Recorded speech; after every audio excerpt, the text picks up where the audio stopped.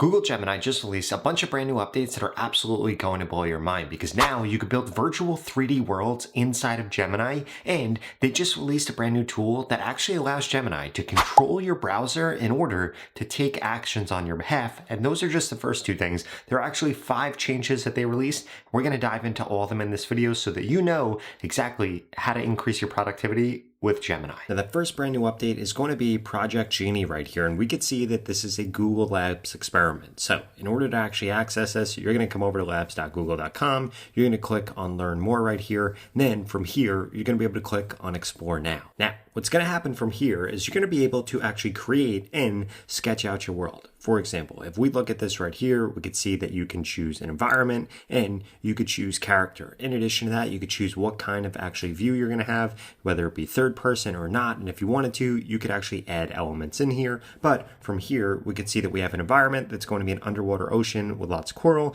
and the character is going to be a goldfish. And then from here, what this actually does is goes through and sketches out the world, and we could see now we have a goldfish inside of this, and we could see exactly what this looks like. And then as we can see right here, you could use the space bar to jump or to move, but you could actually use your keys in order to control this and to be able to interact with this new world. And this right here is pretty crazy. In addition to that, as we could see right here, you could actually describe any change that you want to make to your world, or if you want to move on, create, visit your world, you'll be able to make all of those different changes right here from the Modify Sketch feature. Now, right now, this is only available to Ultra subscribers because this takes a lot of power to actually be able to do all of this, but I would expect that this gets rolled out to everybody in the next few weeks. Now, the next change I wanted to show you is actually something that you can do both inside of Google Gemini and inside of the Google Gemini Chrome extension. So if we come over here now, you're going to see that you could type in @ and very quickly you could toggle between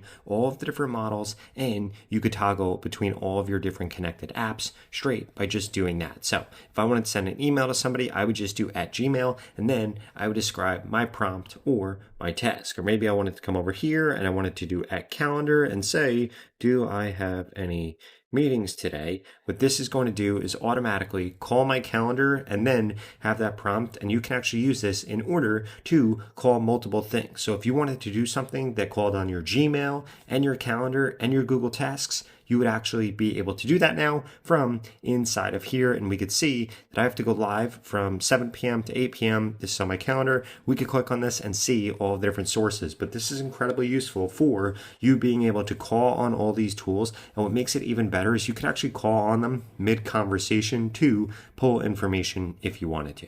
In addition to that, if we pull up Gemini over here in the Chrome extension, we could see right here that if we type in it's basically going to allow us to do the same thing, except it's going to allow us to access all these different tabs, and we could do multiple of them if we wanted to. In fact, you could share all of your different tabs that you have open, which is pretty cool. Then the other thing that I've noticed is actually the things that show up here actually change based on what tabs you have selected, and the last things that not only you've searched for, but also that you have looked for on YouTube. And the way that you can actually set that up is by making sure that you have personalized intelligence enabled. So if we click on settings right here, click on personalized intelligence, we could see all my past Gemini chats are actually accessible by Gemini. I have all my different connected apps, and I have instructions here. And then basically what this does is actually inform how this actually works over here. Now, the next thing that I want to show you is also going to be with this Google Chrome extension, because they released a bunch of brand new updates to this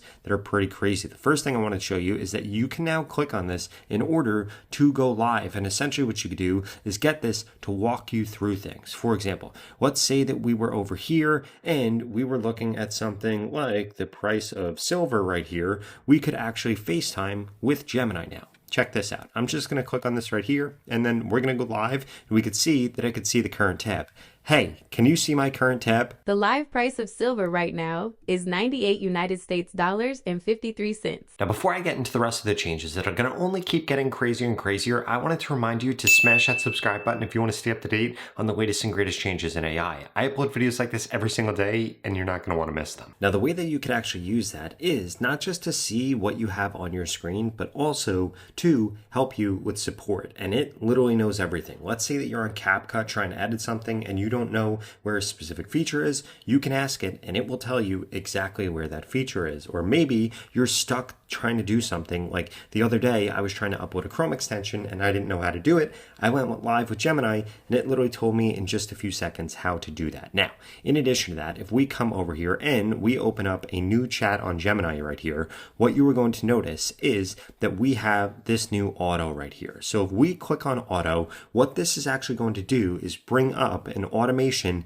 inside of Gemini where you can get Gemini to actually take action and auto browse for you. In fact, we can come over here and say, please explain the auto browse feature to me and give me some use cases for it. And then what this is going to do is actually explain what their new auto browse feature is, how it works, and it's going to give us different use cases for it. So we could see right here exactly how it works. It can search, it can read, it can synthesize, and then it gives me different real-time use cases. For example, helping with product research or shopping, helping with professional or academic research, travel planning. It could help with going through email. It could help with doing pretty much anything that you could do inside of a browser. The other thing that I really think is cool is we could actually come over here and we can click on this and we can say, please draft a newsletter to send to my clients about what the price of silver is doing today. So basically,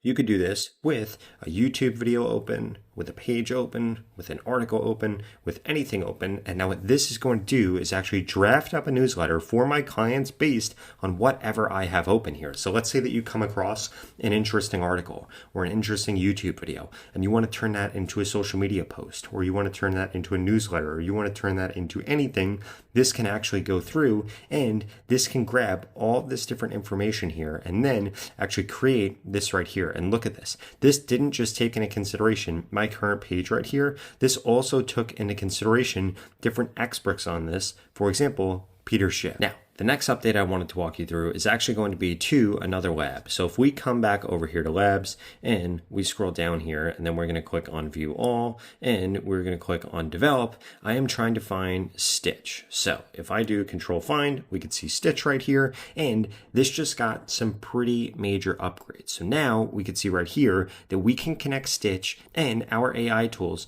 with MCP. So if we click on this right here, we could see that we can actually hook this up with MCP right here, and this walks you through exactly how to actually do this so that you can get this set up with things like Gemini CLI, Cursor, Anti-Gravity, VS Code, Claude Code, or others. And if you don't know what Stitch is, basically this allows you to go through and design things. For example, if we come over here into GLP-1 dashboard, this right here is a dashboard that I made for an app that I want to create. And we could see over here that we could choose how many different variations and iterations it's going to make. We could choose between all of these right here, and you could even use this to redesign things. For example, we could come over here and let's say that we wanted to redesign a website. What I am going to do is I'm going to come back over to all projects right here. I'm going to change this to redesign, and I'm going to come over to a website that I want to redesign. For example, contentbuddy.ai. And then what I am going to do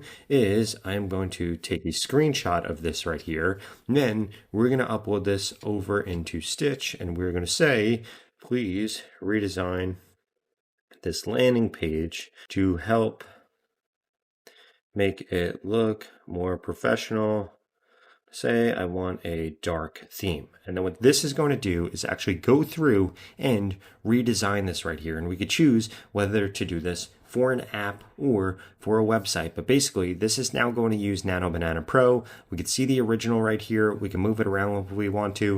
And this is going to go through in about 20 seconds and give us some brand new designs for how we could change this and what we can make it look like. And boom, just like that, this went through and this actually did this, and we could see what this new dark landing page looks like. And now what's pretty crazy right here is now we could actually come over here, and if we click on generate, we could see that we could actually create a coded version of this. So if we click on this right here, this is now going to go through and this is going to make a coded version of this. In addition to that, if we come over into more right here, we could see that we could export this. In fact, we could export this to a clipboard, to a zip, to Jules or directly into AI Studio. So we could say right here, build this out with AI Studio. And then what's going to happen is this is going to send this design over here. And this is actually going to give us a prompt. We just click on build and we just went from designing something to building something literally in like 1 minute. Now, literally, just like that, we have the coded working version of this,